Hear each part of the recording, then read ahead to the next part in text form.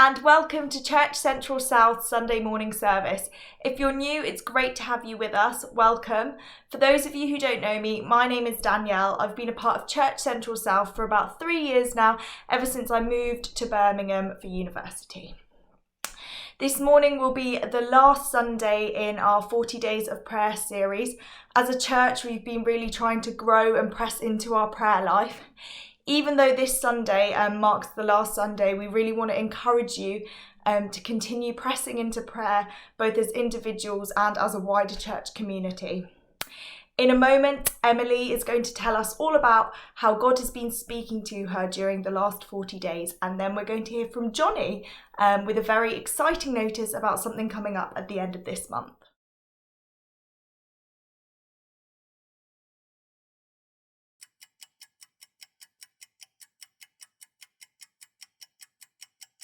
Hi, I'm Em, and one of the things that God has been talking to me about during 40 days is what it is to be a light and what it is to be purified and reignited as a light. The other night, as I was getting into bed, I felt God tell me to get up and go and look out of the window.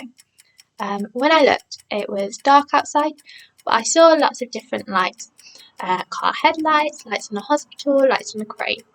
And I was reminded of Matthew 5, where Jesus says, "You are the light of the world." And to say, you don't cover a light, but you let it shine. And in the same way, let your light shine before people, talking to his disciples. And I felt this was an encouragement to me, but also to us as the church, that we are the light of the world. We have different skills, different giftings, and we're all in different situations, but we are all called to be a light in those circumstances, to stand out, to bring hope, to bring comfort, to illuminate the darkness, and to be noticed, all because of Jesus, the light who the darkness has not and will not overcome.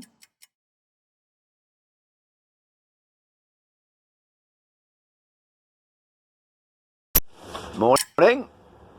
Now, as many of you will know, a regular feature in the Churchcentral calendar would be the Catalyst Festival.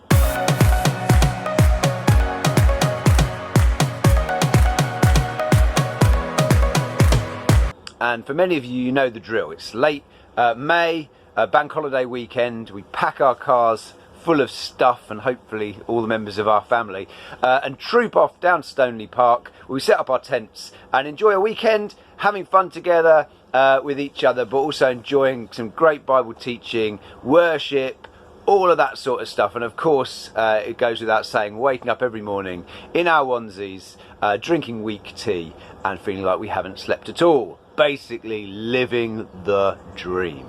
Now, this year, as I'm sure it will be no surprise to anybody at all, the Catalyst Festival is not happening in Stoneleigh Park. However, it is still happening, and it's happening online. Well, how on earth does that work? Well, you know what? Let's give you a flavour of what to expect.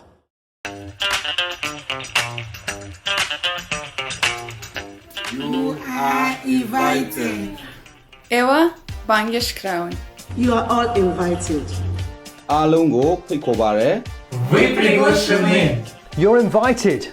God is on the move around the world, even in the midst of what has for many of us been one of the hardest years of our lives. There are stories of amazing breakthroughs, of the gospel coming to unreached peoples, of churches being planted, of creativity, of innovation being kindled, and lives being transformed.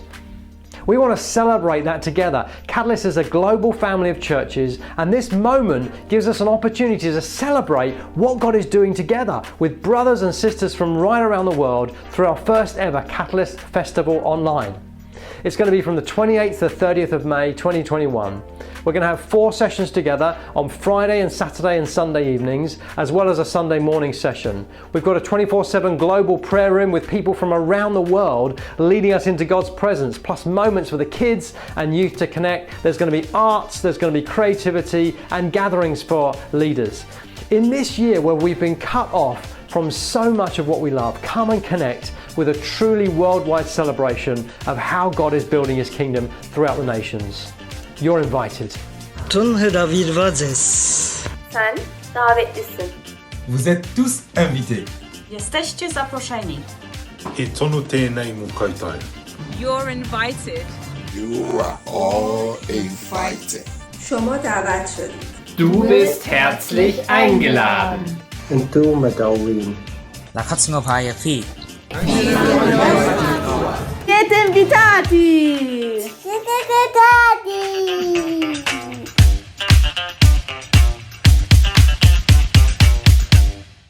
Now, you know what? This is, in some senses, not the same thing at all as the Catalyst Festival, camping in a field, but it's a great opportunity all the same. And actually, I think there's some elements in which the festival online might be better than it is in the flesh. And I don't just mean that we don't have to camp. Now, the thing I've always really valued about the Catalyst Festival, and being part of Catalyst, which isn't just a festival, it's the family of churches that we're part of, is that it gives us a sense and a feeling that we're part of something bigger than just what we're doing in Birmingham. And actually, the online festival has the potential to do that even more than the one we do in the flesh. You see, I guess for the 80 or so Catalyst churches in the UK, the idea of going to Stoneleigh Park every couple of years to camp and to have the festival is a pretty live option. But the reality is, in our family of churches, there are more Catalyst churches outside the UK than there would be in our country. And for those guys, if you live in Russia or something, probably not so easy to bundle over to Coventry for a weekend to camp. But this year, you see, the online festival will be very, very much bringing together the whole Catalyst family from around the world. And we really wanted to lean into that as we do it. Now, this is going to be a feature in the main sessions, but throughout the weekend as well, there's going to be a constant prayer room running where you can clock in and pray on Zoom with Catalyst friends from everywhere. And those sessions will be run at different times of the day and night by people from Turkey and New Zealand and Malawi and Lebanon and Ukraine and places like that. Brilliant opportunity to connect with not just other believers, but other believers in our same family of church and pray with them. So with all this said then, how can you get involved? Well, as I've mentioned and implied already, there are going to be 4 main sessions, and that will be on the Friday, the Saturday and the Sunday evenings, and there'll also be a main session on the Sunday morning as well, and they're going to be an hour and a half long. We'll be online, of course, and will feature teaching, worship and features of various Catalyst stuff. Now, there'll also be kids work. There's going to be kids resources given through the web page about the festival, but also a kids session on the Sunday morning before the main session, and youth sessions at the same in all of the at the same time as all the evening sessions as well. And we at Churchcentral South, we're going to clear the decks of our Sunday programme. We're not going to do an online Sunday morning service or a service at Central House. We're not going to do a prayer meeting in the evening to make space for you to clock into those. And we'll encourage you to clock in as much as you can to all of the other stuff as well. Now, for all details, I've obviously been quite lean on the details. Just check into the website. All of the stuff is there. I'm sure we'll share that out through our own comms as well. Now, keep your eyes peeled for other bits and bobs. Our very own Sputnik will be doing an online exhibition to keep up what we normally do at the festival, and also putting on an open Zoom night. Think open mic night on Zoom, and that will be on the Sunday evening right after the main session. You can clock into that too. Now, obviously we can't quite have the camaraderie of camping together in a field, but on top of all the activities, by the last weekend in May, we will, if things all go according to plan, have much more opportunity to hang out and be together than we've had for quite some time. And my encouragement would be to tap into the online content of the festival. Yes, please do that. That's going to be ace.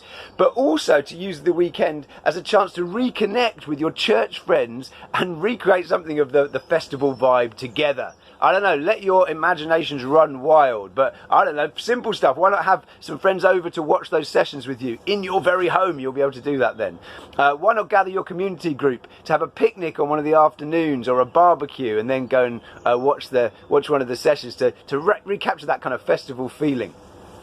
So please then, stick the weekend in your diary and think about how you can make the most of this gathering of our family of churches while also pressing into our church family here at Churchcentral South at the same time. See you at the festival. We're now going to move into a time of sung worship led by Laura.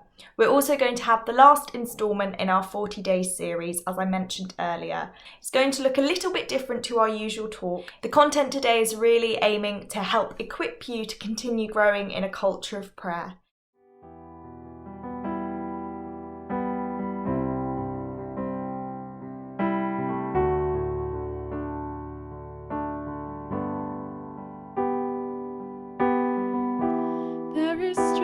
within the sorrow.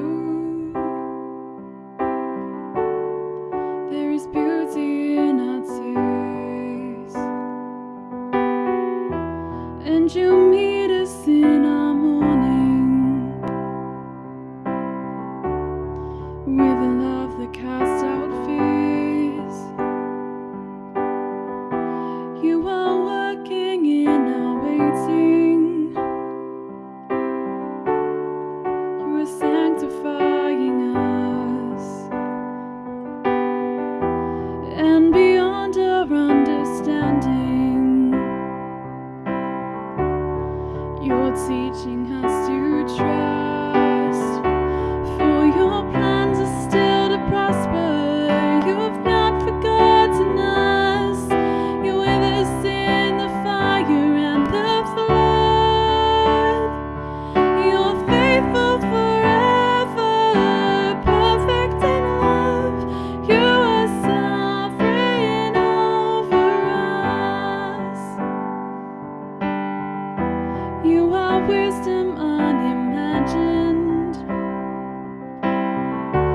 Who could understand your ways? Reigning high above the heavens, reaching down in endless grace. You're the lifter of the lowly, compassionate and kind. You surround and you uphold me, and your promise is my delight. For your plans are still to prosper. You've not forgotten us. You're with us in the fire and the flood. You're faithful forever, perfect in love. You are sovereign over us. And even what the enemy means for evil, you turn it for our good. You turn it for our good and for your glory. And even in the valley, you are faithful. You're working for our good. You're working for our good and for your glory. Even what the enemy means for evil, you turn it for our good. You turn it for our good and for your glory. Even in the valley, you are faithful. You're working for our good. You're working for our good. For your plans are still to prosper. You have not forgotten us. You're with us in the fire and the flood. You're faithful forever, perfect in love. You're sovereign over us. God, you are sovereign over us. Father, we praise you for your great faithfulness. You promise in Psalm 33 that your eyes are on those who fear you, whose hope is in your unfailing love. You will deliver us. Help us to recognize your hand in what is happening around us. You haven't forgotten us. You are our provider. We have no strength of our own, but you give us yours, and your plans will stand firm forever. Amen.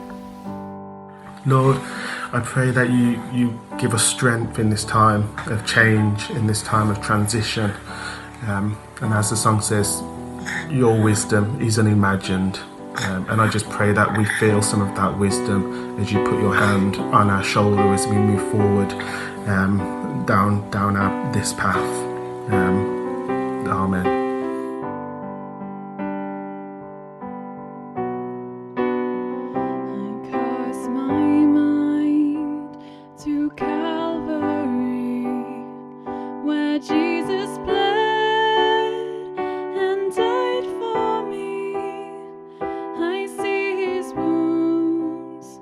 His hands, his feet, my Savior.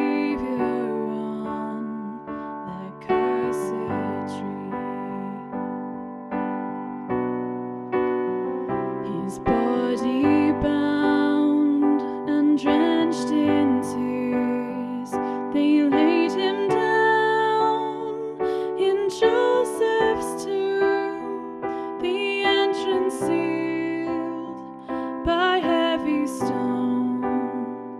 Messiah still and all alone.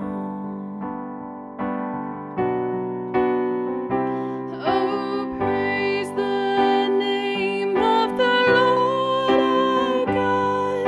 Oh, praise his name forevermore.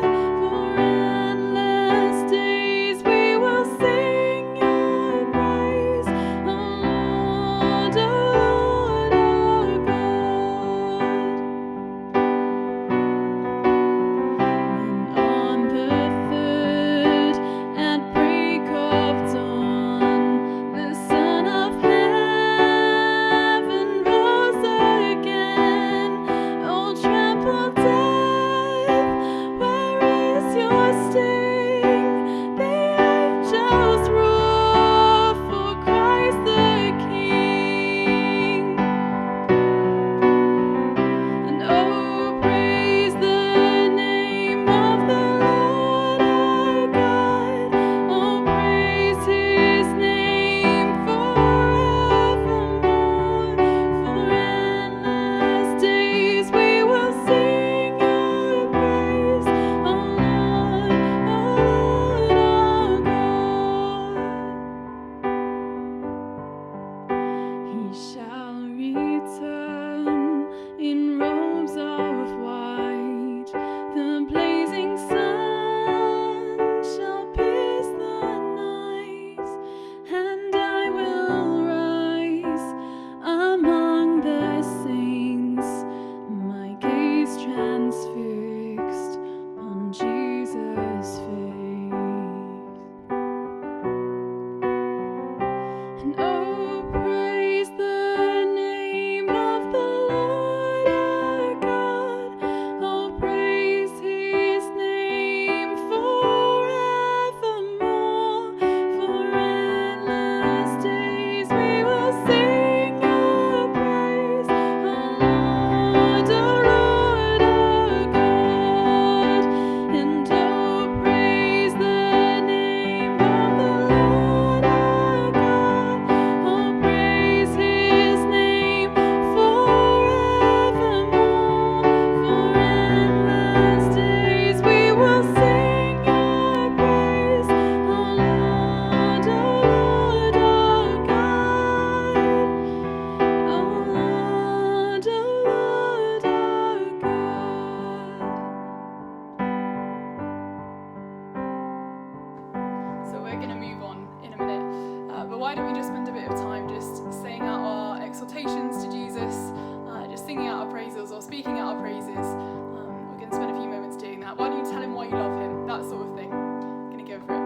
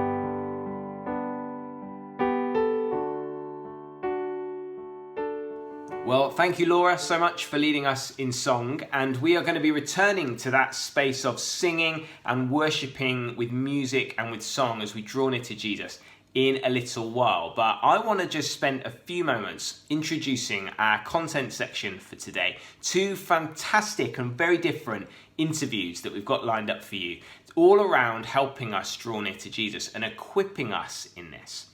This has been, if you forgive me saying it yet another time, the heart and the vision and the aim behind our 40 days season of prayer. Yes, there's been podcasts, yes, there's been events, yes, there's been a program, but much more than all of that, this is about a posture that Jesus has been inviting us to come to him in dependence at this crucial time of transition.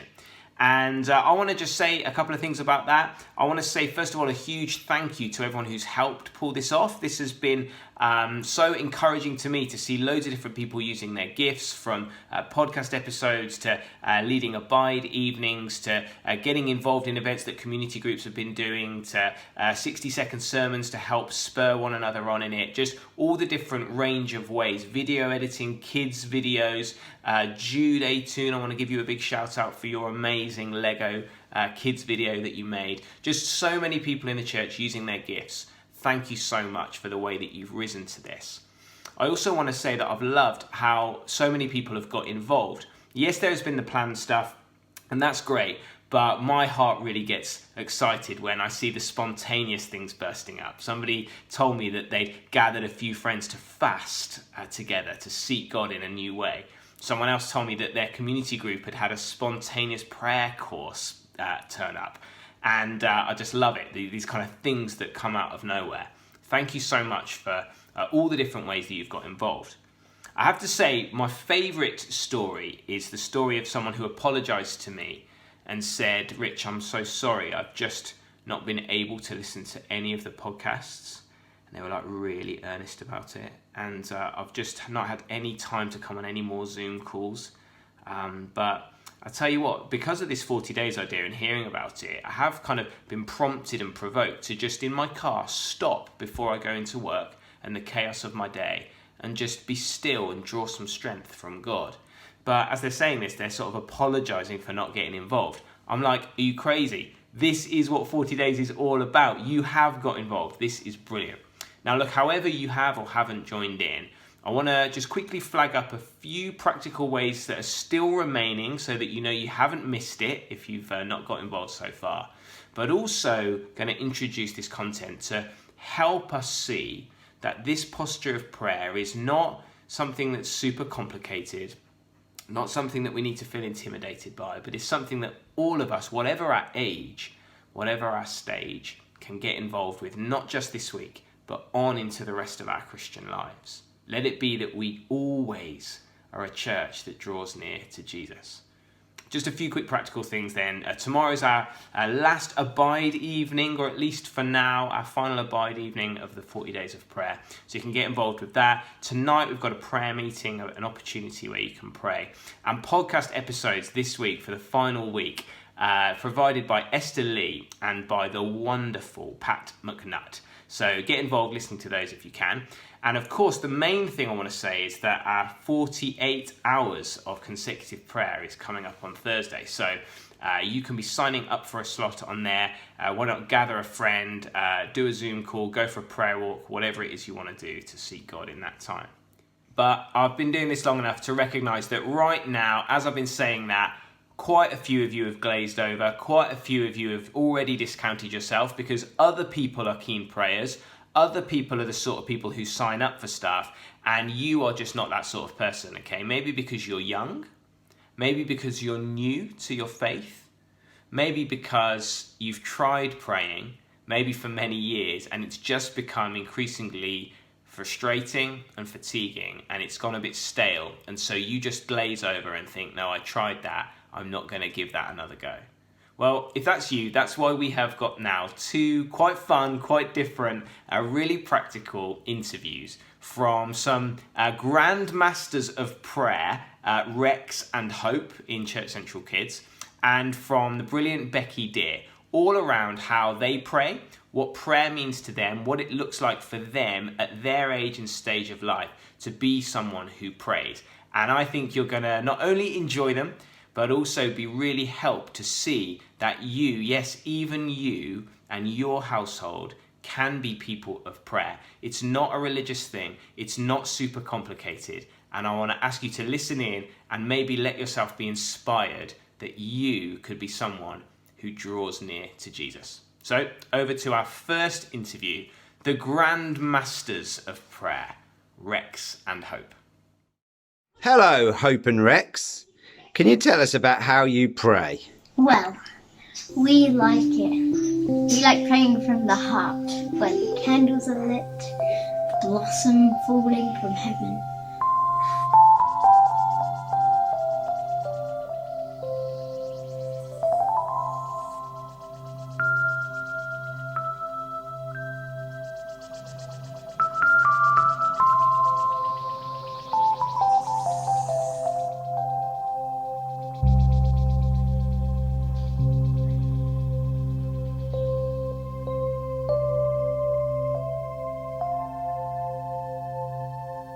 Rex, is that really how you pray? No.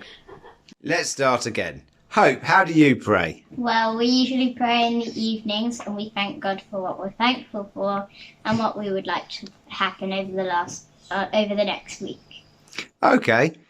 Rex, do we ever read anything at evening time sometimes? Sometimes we read the Jesus storybook. Show it to us. Right. Great. Cool. So in the evenings, Hope's told us how we pray. Rex, do you ever pray in the mornings? Sometimes in the morning at school. At school? What, while we were at school? For school. Okay, what do we do? We play for our friends and to have a good day. Good work. Do we ever pray at any other times in the day, Hope? Sometimes if something sad has happened or something happy has happened, I guess. Okay. Can you give any examples? Our neighbours just moved house and we prayed for him that he would live a long, happy life, even though he already has lived a pretty long life. Cool. Any other things? Sometimes we pray when, after our dinner because of the podcast. Because what do we do with the podcast, Rex? Pray about the podcast's sermon. Okay, cool. That sounds really good.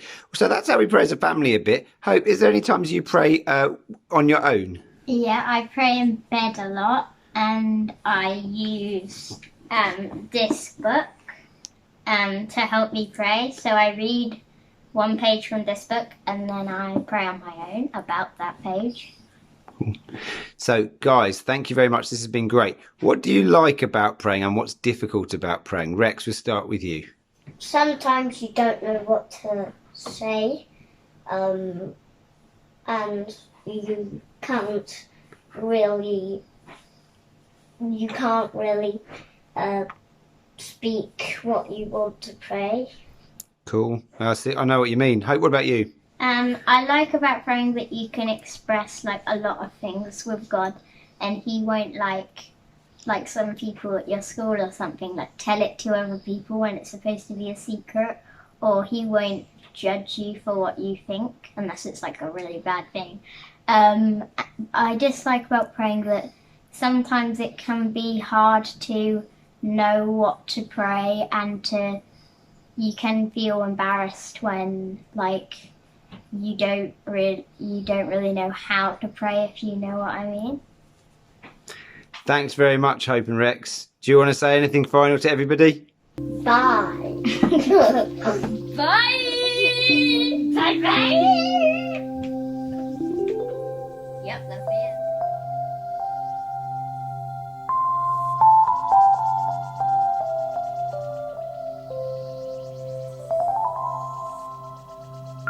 No. I wanted to rope in some help from a friend of ours called Becky, who lots of you will know. And I wanted to ask Becky some of her experiences around prayer and glean some of her wisdom. So, Becky, do you want to introduce yourself and perhaps tell us a bit of your story around prayer? Have you always been a keen prayer? And if not, kind of what's some of the story for you on this stuff? Yeah, absolutely. Hello, everybody. I'm Becky, as Rich said, and I would answer that question two ways. I'd say yes and no. Yes, I've always been around prayer, but no, I haven't always been a key prayer. So I guess to kind of maybe put some context in now, I would say that I guess prayer for me is about engaging with God. It's about engaging with the character of God and who God is. And I love how for the 40 days, the tagline is, like you said, it's drawing nearer to Jesus. I think that's such a beautiful way of putting it. There's that famous quote by a guy called Tozer who says that what you think about God is the most important thing about you. And so actually prayer, when we think about prayer, it's about engaging with the character of God, and our prayer life can be shaped by who God is and how we think about him.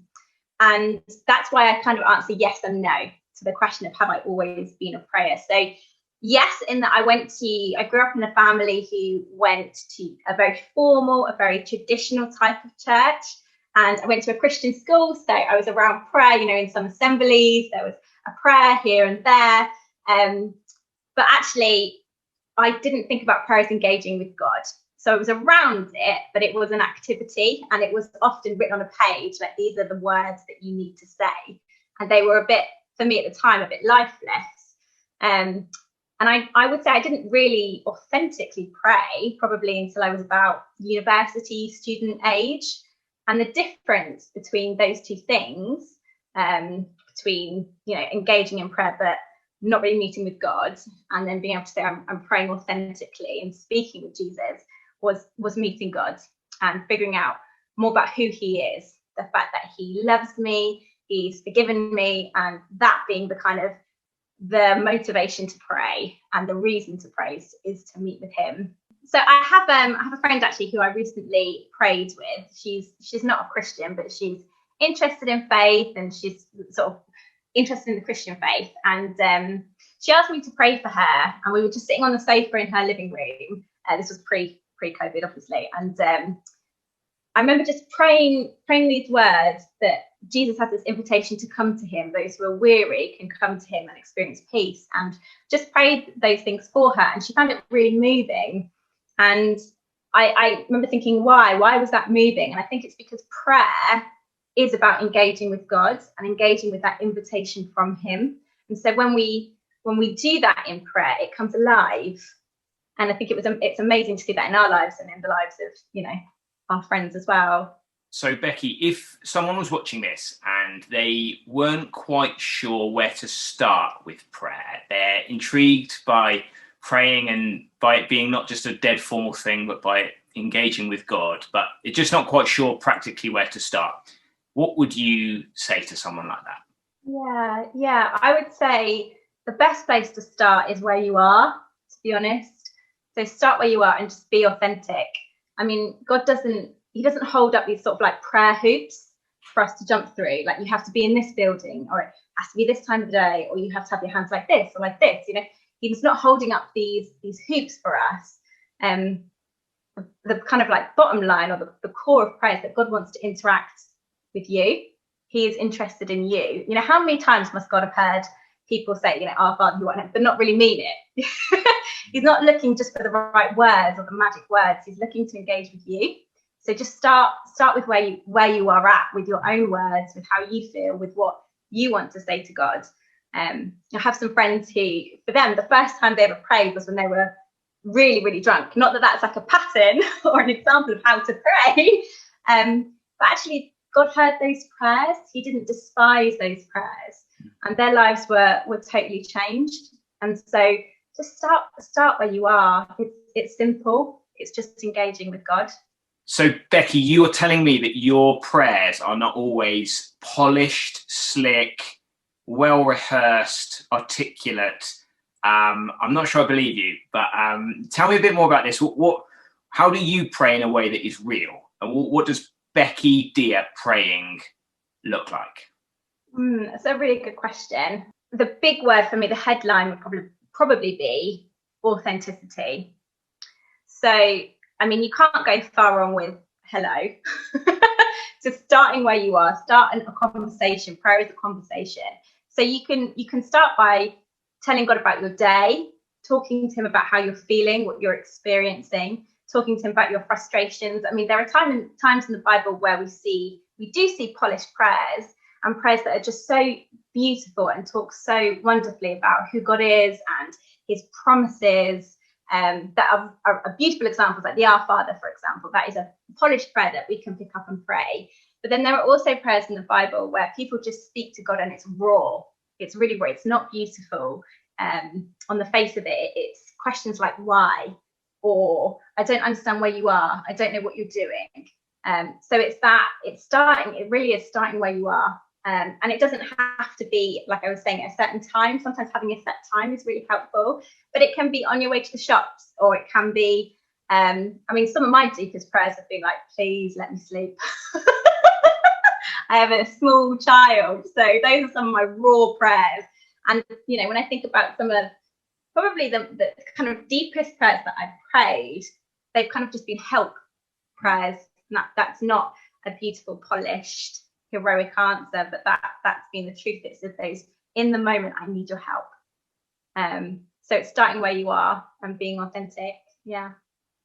I love it. Becky, if there's someone listening who wants to put this into practice, any other top tips, any other little nuggets of Becky Deer wisdom to help us pray in a real way? It's not something we're used to.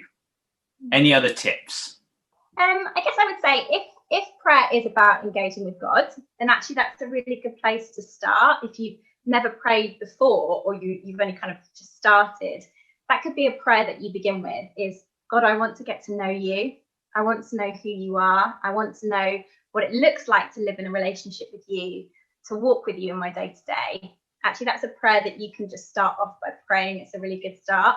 And maybe praying that with a friend. So it could be that you know someone in Churchcentral, or you have a trusted friend, and praying with them. That could feel a bit scary. But if it's someone you know, they could pray for you, and they can maybe share more about who God is. If prayer is shaped by him, then they could be someone who shares their experience of prayer and their experience of God in their lives. And that could be a really good place to start. And I would also say, expect God to speak back. Expect God to engage with you. So as much as God is prayer is about us engaging with God, actually God wants to engage with you. There's this beautiful image in the Bible where it talks about our prayers being like incense coming up before the altar of God, because they're sweet, they smell sweet to him. Our prayers are precious to God. He wants to engage with us.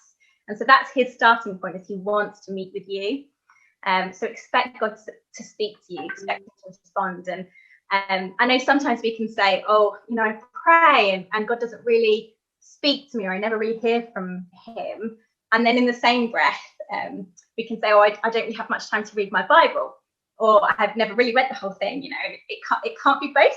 Either God isn't speaking to us, or he's speaking too much. So I find actually that the Bible, having the Bible with you when you pray, is a really helpful tool, because God is speaking to us about who he is, and that shows up in the story of who he is in his Bible. And so actually using that, so it could be that you read something about who God is, that he's faithful, for example. And so you could start there in your conversation with God, and you can say, God, this is happening in my life and it's hard and I'm struggling, but I've read that you're faithful. Will you please show yourself as faithful to me in this?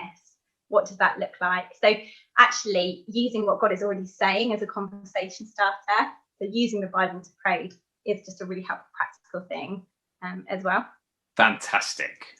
Becky, off script, would it be possible if you could pray for the people watching this, listening to this, and just, model something of what you've been talking about? You don't have to now dust off your prayer book.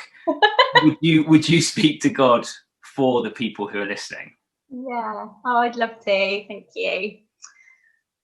Oh, Jesus, I thank you for the truth of who you are, that you long to speak to us, that you long to invite us into a relationship with you. You long to show us who you are and show up in our lives. So, Lord, I just pray for those listening. I pray for us as a church, that when we pray, that we would engage with you, with who you are, that our minds and our hearts would be filled with the knowledge of you. And I pray for those who maybe are praying for the first time, who this isn't familiar with them. Lord, would you just show up quite simply? Would you speak to them? Would you show them what it looks like to live in friendship with you? And I know that for many people, when they talk to you for the first time, that is a life-changing experience. And so I pray that may our lives be changed, Jesus, because we're engaging with you and because you love to engage with us. Amen. Amen. So there we have it. Start where you're at. That's such an inclusive phrase, isn't it? Because it includes everybody. Even if you don't believe in God, even if you haven't really prayed for decades, start where you're at. And I love the key word for Becky being authenticity. There aren't loads of prayer hoops to jump through. It doesn't matter really what way you say it. It's about speaking to God, drawing near to Jesus. And I'd love to invite you, yes, to put that into practice this week and sign up for the 48 hours and all of that, but we don't have to wait until then. We can draw near to Jesus right now. It doesn't have to be complicated. Here's how it's going to work. Laura's going to lead us in a brilliant, simple song that speaks about the power of drawing near to Jesus in prayer. And then I'm going to be back and lead us in a simple response to help us get our words flowing again in prayer, to help us, even if it's been a while, speak to Jesus. For now, let's sing this brilliant song.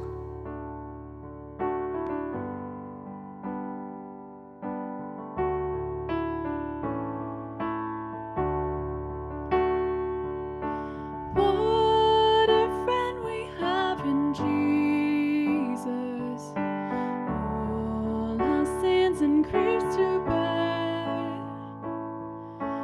What a privilege to carry everything to God in prayer.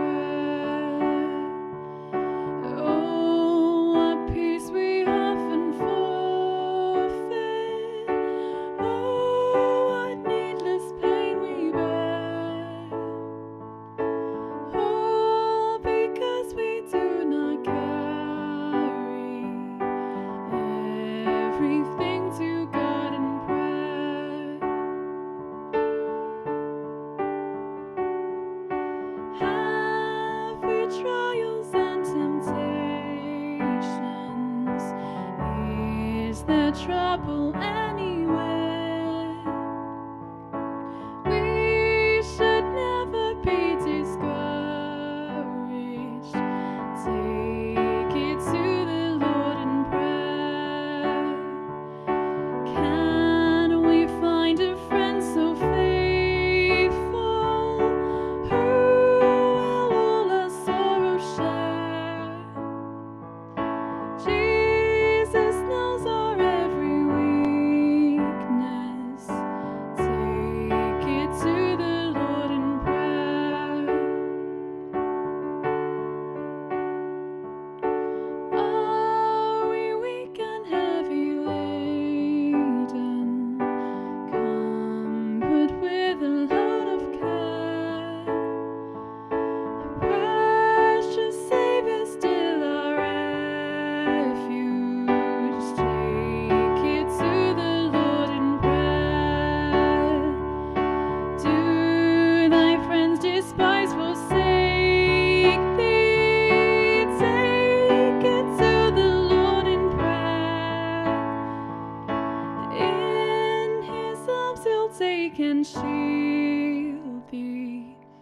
Thou wilt find a solace there. In his arms he'll take and shield thee. Thou wilt find a solace there. So right now, let's speak to Jesus. Just begin to tell him, either out loud or if you're more comfortable in your mind, tell him that you want to draw near to him. Tell him that you want to accept his friendship. Tell him that you want to meet with him. To help us, I'm going to say some sentences that often help me articulate what I want to say to God when I can't find the words. And what I want you to do is, again, either in your head or out loud, fill in the blank at the end of the sentence and just let yourself go with the flow and start speaking to Jesus as you're prompted by these sentences. Here's the first one. Jesus, the thing I'm worrying most about right now is...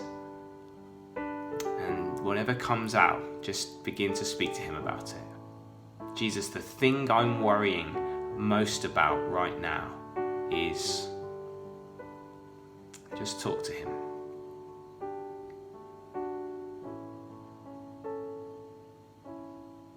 Jesus, the friend or loved one I most want you to be close to right now is... Who comes to mind? Just begin to pray for them. Ask Jesus to draw near to them.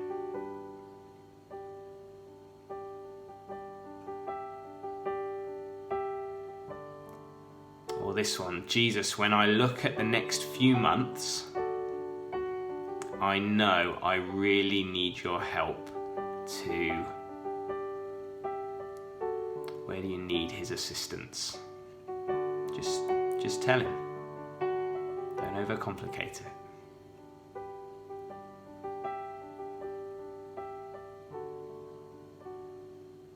Jesus, the major emotion that I've felt these last few days is... Just bring your real life to him. Maybe you don't know what emotion you felt. Well, tell him that. Here's the last one. Jesus, the thing I find hardest about prayer is... Just be honest with him. He already knows. It does you good to speak it out.